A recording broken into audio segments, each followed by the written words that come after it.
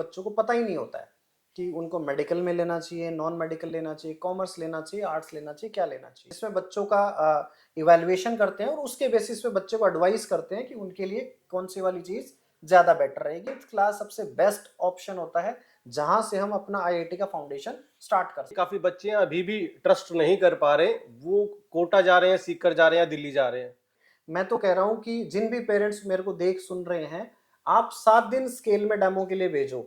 उसके बाद आप हिंदुस्तान की किसी भी कोचिंग में आप बच्चे को डेमो के लिए भेज देना। अगर बच्चा ये कहे कि मुझे स्केल में पढ़ना है तो ये आप डालना, नहीं तो कोई दिक्कत। नमस्कार, आप देख रहे हैं रेवाड़ी अपडेट। हर किसी का सपना होता है कि उनका बच्चा डॉक्टर बने, इंजीनियर बने, लेकिन बने कैसे?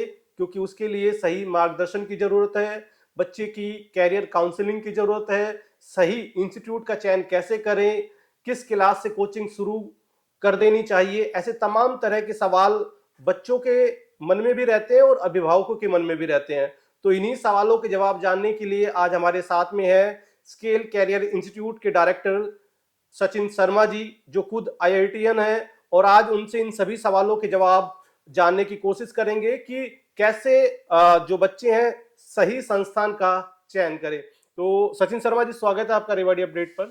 थैंक यू पवन जी। यहाँ पर आने के लिए आप सभी के दर्शकों का हार्दिक अभिनंदन। स्टेप बाय स्टेप हम पूरी चीजें कवर करने की कोशिश करेंगे, क्योंकि जब बच्चा 8th में होता है या फिर कई अभिभावकों की ये समझ रहती है कि 10th के बाद डिसाइड करेंगे कि बच्चे को क्या बनना है क्या नहीं बनना, तो सबसे पहले उसी पे कि अगर किसी बच्चे का जो रुचि है वो कैसे चेक करे, कैसे जांचे कि बच्चा डॉक्टर बनेगा या इंजीनियर में उसकी रुचि है, नीट में, तो किस तरह से चयन करे, बच्चे की जो काबिलियत है किस तरह से अभिभावक देखे, या फिर 8th में ही कैरियर काउंसलिंग करा लेनी चाहिए? सर, आपका सवाल बहुत इंपॉर्टेंट है और बहुत सारे पेरेंट्स ये सवाल के मन में रहता है कि भाई बच्चे को 10th के बाद आप देखो, हम बच्चे हमारे पास काउंसलिंग के लिए आते हैं तो मोस्ट ऑफ द टाइम बच्चों को पता ही नहीं होता है कि उनको मेडिकल में लेना चाहिए, नॉन मेडिकल लेना चाहिए, कॉमर्स लेना चाहिए, आर्ट्स लेना चाहिए, क्या लेना चाहिए। उसका कारण होता है कि बच्चा 10th तक सारी चीज़ें ऊपर ऊपर से पढ़ता है तो उसको लगता है कि हर एक सब्जेक्ट वो आराम से कर सकता है। 9th 10th में अगर बच्चा फाउंडेशन कोर्स लेता है तो उसका एक बेनिफिट होता है कि बच्चा हर चीज के डिटेल में जाता है। डिटेल में जाने से उसको आइडिया लगता है कि कौन सा सब्जेक्ट है जिसमें वो बहुत डेप्थ तक जा सकता है और कौन सा सब्जेक्ट है जिसमें वो बहुत डेप्थ तक नहीं जा सकता है। तो बच्चे को डिफिकल्टीज के बारे में पता चल जाता है तो उसको एक करियर की चॉइस मेक करने में बहुत आसानी होती है। Majority of the time 10th class का स्टूडेंट होता है वो इस बेसिस पर डिसीजन मेक आउट कर लेता है कि मेरा दोस्त नॉन मेडिकल ले रहा है मैं भी ले लूं, मेरा फ्रेंड मेडिकल ले रहा है तो मैं भी मेडिकल ले लूं। तो उस बेसिस पर होते हैं, जबकि होना ये चाहिए कि बच्चे का इंटरेस्ट किस चीज में है और वो जब फाउंडेशन पढ़ेगा तभी उसको आइडिया लगेगा कि उसका इंटरेस्ट किस फील्ड में है। तो फाउंडेशन क्लास की जरूरत है। जी जी जी। तो अभी जो बच्चे अभी जैसे अभी एग्जाम का दौर चल रहा है जी। तो एग्जाम के बाद बच्चे अब डिसाइड करेंगे कि बच्चे क्या करें, या कोचिंग लेनी चाहिए या नहीं लेनी चाहिए। तो आपको क्या लगता है कोचिंग किस क्लास से शुरू कर देनी चाहिए, और खास तौर पर जो आईआईटी के बच्चे हैं उनके लिए क्या कहेंगे आप? सर, देखो, जिस भी पेरेंट या जिस भी बच्चों को ऐसे लगता है कि उनको क्लैरिटी नहीं है कि भाई मेरे को किस चीज कौन सा सब्जेक्ट मुझे ऑप्ट करना चाहिए, वो एक बार आप स्केल में आओ, हम एक काउंसलिंग सेशन रखते हैं जिसमें बच्चों का इवैल्यूएशन करते हैं और उसके बेसिस पे बच्चे को एडवाइस करते हैं कि उनके लिए कौन सी वाली चीज ज्यादा बेटर रहेगी और उनके लिए एक इन्फॉर्मेशन मिल जाती है कि भाई एक इन्फॉर्मेशन सेशन हो जाता है कि मेरे को ये सब्जेक्ट लेना चाहिए। रही बात किस क्लास में हमें कोचिंग स्टार्ट कर देनी चाहिए, सर हमारे टाइम 2007-8 की मैं बात कर रहा हूँ, जब मैंने जेई की तैयारी की थी, हमारे टाइम पे मोस्टली बच्चे 11 से अपनी प्रिपरेशन स्टार्ट करते थे जी। लेकिन अब सर कंपटीशन का लेवल बहुत बढ़ गया है। मेरे टाइम पे जेई के मेरे ख्याल से मुझे याद है 4,30,000 समथिंग लाइक दैट स्टूडेंट्स ने पार्टिसिपेट किया था एग्जाम में। आज वही संख्या बढ़ के 14 लाख हो गई है, मतलब 14 लाख हो गई है, लगभग 4 गुना के आसपास, 3 गुना से ज्यादा हो गई, 3.5 गुना हो गए बच्चे। तो कंपटीशन बढ़ा है। तो अब बच्चे, उस कंपटीशन बढ़ने का कारण है कि बच्चे अवेयर हो गए, पेरेंट्स अवेयर हो गए और वो जल्दी प्रिपरेशन स्टार्ट करते हैं। तो अगर आईआईटी हमारा टारगेट है एक अच्छी रैंक का, तो मेरे को ऐसे लगता है, मेरी पर्सनल ओपिनियन है, हो सकता है और लोगों की अलग हो, 9th क्लास सबसे बेस्ट ऑप्शन होता है जहां से हम अपना आईआईटी का फाउंडेशन स्टार्ट कर सकते हैं। एक ये देखा गया है कि जो आईआईटी की तैयारी, आईआईटी जेई की जो तैयारी करने की सोच रहे हैं बच्चे जी, रेवाड़ी में ढेर सारे इंस्टीट्यूट है। पहले गिने चुने हुआ करते थे, लेकिन अभी अच्छे इंस्टीट्यूट रेवाड़ी के अंदर है जी। अच्छे रिजल्ट्स दे रहे हैं, जी। लेकिन भी फिर भी जो आईआईटी की तैयारी करने की जो बच्चा सोचता है, उनका ट्रस्ट अभी रेवाड़ी में उतना नहीं है, वो बाहर जाके तैयारी करने की सोचते हैं। उसके पीछे क्या कारण है? सर देखो क्या होता है कि ये जो ट्रस्ट डेफिसिट वाला जो इशू है मोस्टली उन पेरेंट्स और स्टूडेंट्स के मन में होता है जो 12th की इस समय एग्जाम दे रहे हैं, कि उनके पास एक अटेम्प्ट होता है 12th के बाद। तो कई बार उनके दिमाग में आता है कि यार मैं एक साल रेवाड़ी की किसी इंस्टीट्यूट पे भरोसा करूं या मैं कहीं कोटा सीखकर बाहर भेज दूं। तो वो एक साल के रिस्क नहीं लेना चाहते आई हैं। थिंक अटेम्प्ट एक रहता है। एक ही अटेम्प्ट रहता है। तो उसमें पेरेंट्स को मेरा अनुग्रह ये है कि देखो रेवाड़ी के अंदर बहुत अच्छे लेवल की प्रिपरेशन हो रही है। अगर जेई मेन किसी बार के रिजल्ट की बात करें, मैंने आपको बताया फर्स्ट सेकंड थर्ड रैंक अपने स्केल से 99.9 परसेंटाइल, जी जी। 99.8, 99.6। तो उस लेवल की प्रिपरेशन हम करा रहे हैं। हमारा एक बच्चा है हितेश, उसके 12th के साथ उसका आईआईटी में सिलेक्शन नहीं हुआ, तो उसने ड्रॉप करने की सोची। तो उसके पेरेंट्स आए रिजल्ट वाले दिन कि सर मेरे को ड्रॉप करना है। मैंने कहा कि बेटा कल से प्रिपरेशन स्टार्ट कर दो। उनके मन में डाउट नहीं आया कि मैं यहाँ करूं या मैं बाहर से प्रिपरेशन करूं। उनका स्केल पे कॉन्फिडेंस था और उस भरोसे का ही रिजल्ट कि आज उस बच्चे के 99.9 परसेंटाइल है ड्रॉप बैच में। तो हर एक पेरेंट जिसके मन में भी डाउट है, आप वहां जाकर इंस्टीट्यूट जाकर मिलो, टीचर्स से मिलो, सिस्टम को समझो। यहाँ पर कम बच्चों का बैच बनता है तो आपके सेलेक्ट होने के या सफल होने के चांसेस ज्यादा है in comparison to Kota Sikar, जहां पर एक एक क्लास में आपको पता है 300-300 बच्चे बिठा दिए जाते हैं। रिजल्ट्स की बात हम सर कर रहे थे। रिजल्ट देखते हैं कि काफी भ्रमित करने वाले रिजल्ट होते हैं। हर कोई इंस्टीट्यूट ये कहता है कि हमारे बच्चे का ज्यादा सिलेक्शन हुआ, हमारे बच्चे का सिलेक्शन।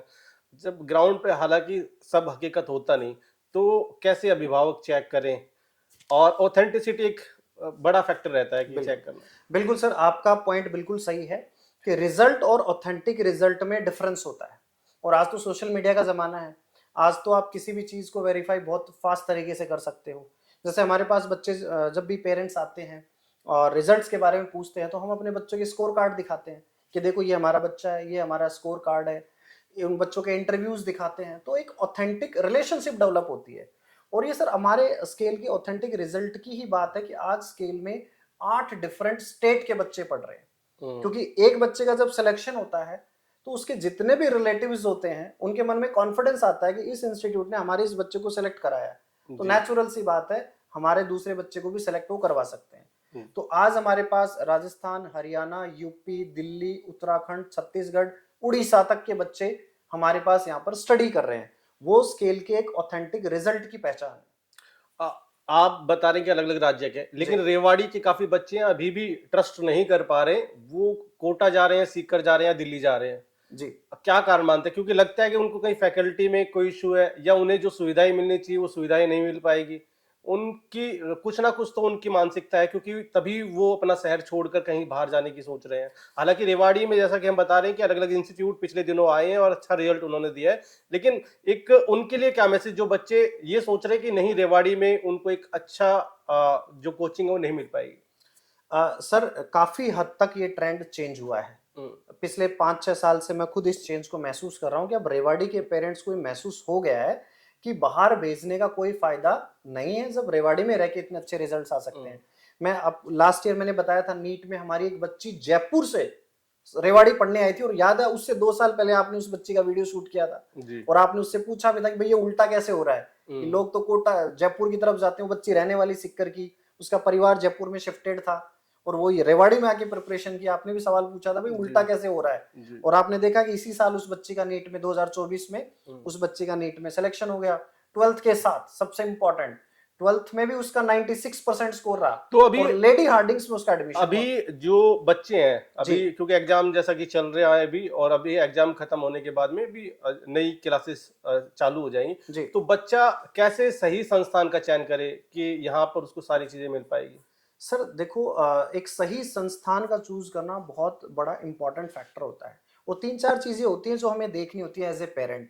मान लो मैं पेरेंट होता तो मैं किन किन चीजों को देखता। एक चीज रिजल्ट, रिजल्ट नहीं बेसिकली कहेंगे ऑथेंटिक रिजल्ट सबसे इंपॉर्टेंट होता है वो, क्योंकि रिजल्ट हमें बताता है कि उस संस्था की क्रेडिबिलिटी क्या है और किस तरह की उसकी परफॉर्मेंस रही है। ठीक है। सेकंड इंपॉर्टेंट चीज होती है क्वालिटी ऑफ टीम।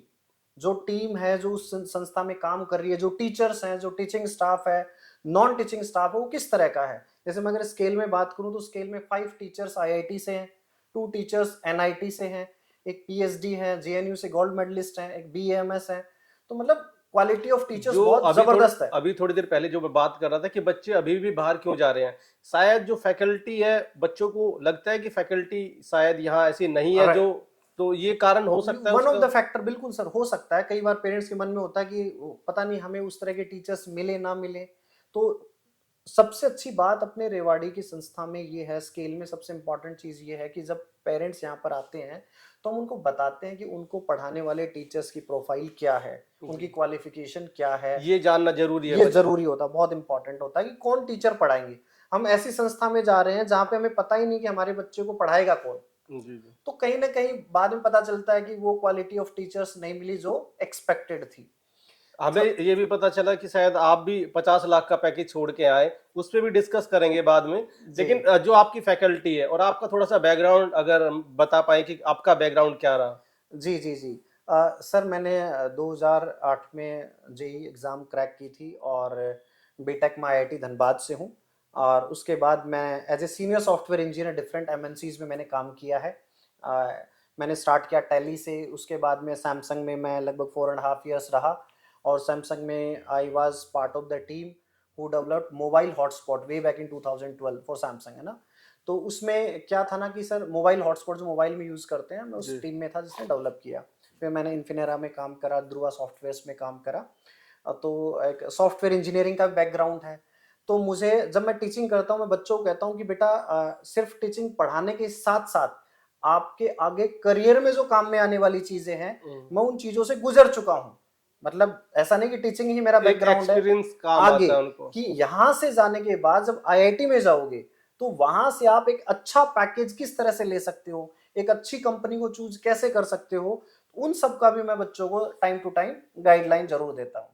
और इससे पहले जो आपने क्वेश्चन उठाया था उसी को मैं कंटिन्यू करूंगा कि जो तीसरी इंपॉर्टेंट चीज होती है कि अच्छी संस्था के चुनाव में जी। जो तीसरी इंपॉर्टेंट चीज होती है वो होती है सिस्टम। सिस्टम मतलब कि बच्चों का जो टेस्ट वगैरह है वो प्रॉपर हो रहा है कि नहीं हो रहा है, किस समय किस तरह का टेस्ट लेना चाहिए, उसका इवैल्यूएशन किस तरह से होना चाहिए, उसका फीडबैक हम किस तरह से दें, ये चीजें भी इंपॉर्टेंट होती हैं। और फोर्थ एक और इम्पॉर्टेंट चीज होती है, वो होती है इंडिविजुअल केयरिंग। क्या आपके बच्चे के वहां जिस भी संस्था में आप डाल रहे हो, क्या वहां पर उस बच्चे की केयरिंग हो रही है। क्योंकि एक अच्छा बच्चा जब प्रिपरेशन स्टार्ट करता है तो बहुत जोश में होता है, उसको लगता है कि इस बार ऑल इंडिया रैंक वन उसकी आने वाली है। लेकिन धीरे धीरे प्रिपरेशन स्टार्ट करता है, जब उसकी प्रिपरेशन के बारे में पता चलता है तो वो कई बार अच्छी मेहनत करने के बावजूद भी up to the mark performance नहीं दे पाता है। तो बच्चे को मोटिवेशन की जरूरत रहती है उसके राइट, लिए कि प्रॉपर ऐसा संस्थान भी हो जो मोटिवेट करे। बिल्कुल जी। बिल्कुल। तो उसमें बहुत इंपॉर्टेंट रोल होता है कि उस समय उस बच्चे को मोटिवेट करने के साथ साथ उस बच्चे की क्या कमियां हैं, कहाँ वो पीछे चल रहा है, किस तरह से उन कमियों को दूर कर सकता है, ये बताने वाला कोई ना कोई जरूर होना चाहिए। तो इसका बहुत इंपॉर्टेंट रोल है जो अक्सर पेरेंट्स इस चीज को इग्नोर कर देते हैं। तो सवाल वही है कि कैसे करें, क्योंकि ये तो हो गया कि मोटा मोटा कि बच्चा आएगा, लेकिन जब संस्थान में आता है तो कैसे देखे। जैसा कि डेमो क्लासेस हर संस्थान देते हैं, ये उन डेमो क्लासेस को देखकर ये डिसाइड कर सकते हैं कि कौन सा इंस्टीट्यूट बेस्ट है। आपकी भी शायद डेमो क्लासेस चल जी रही जी। हैं। आपने स्केल की सर 24 से डेमो क्लास स्टार्ट हो रही है, 10th से 11th मूविंग स्टूडेंट्स के लिए, और 9th के स्टूडेंट्स के लिए स्टार्ट हो रही है 31 मार्च से। मैं तो कह रहा हूँ कि जिन भी पेरेंट्स मेरे को देख सुन रहे हैं, आप 7 दिन स्केल में डेमो के लिए भेजो। उसके बाद आप हिंदुस्तान की किसी भी कोचिंग में आप बच्चे को डेमो के लिए भेज देना। अगर बच्चा ये कहे कि मुझे स्केल में पढ़ना है तो ये आप डालना, नहीं तो कोई दिक्कत वाली बात नहीं। तो कुल मिलाकर ये है कि जो कभी कहीं भी आप अपने बच्चे का एडमिशन करा रहे हैं, सबसे पहले देखिए कि फैकल्टी का प्रोफाइल क्या है, बच्चे को किस तरह की सुविधाएं वहां मिल पाएगी। और सबसे पहले बात ये भी कि बच्चे की कैरियर काउंसलिंग करानी जरूरी है, क्योंकि बच्चे का बेस देखना पड़ेगा कि बच्चा किस फील्ड में जाने का इच्छुक है और क्या उसका लेवल है। तो सबसे पहले कैरियर काउंसलिंग की जरूरत है। कैसे सही संस्थान का चुनाव करे वो भी हमने इस वीडियो में कवर किया। अगली वीडियो में हम आपको बताएंगे कि जो सचिन शर्मा जी हैं, क्यों 50 लाख का पैकेज छोड़कर उन्होंने रेवाड़ी में स्केल कैरियर इंस्टीट्यूट की शुरुआत की। तो आज के लिए सर धन्यवाद। अगले एपिसोड में फिर मिलेंगे आपसे और जानेंगे कि आगे का क्या रहेगा पूरा। बिल्कुल बिल्कुल। बड़ा ही पर्सनल सवाल पूछ रहे हो, लेकिन आप पूछ रहे हो तो मुझे जवाब थोड़ा सा देना पड़ेगा। और थैंक यू सो मच, आज आपने इस इवेंट को कवर किया और बहुत सारे पेरेंट्स के लिए आई एम श्योर ये बहुत हेल्पफुल रहेगा। Thank you sir.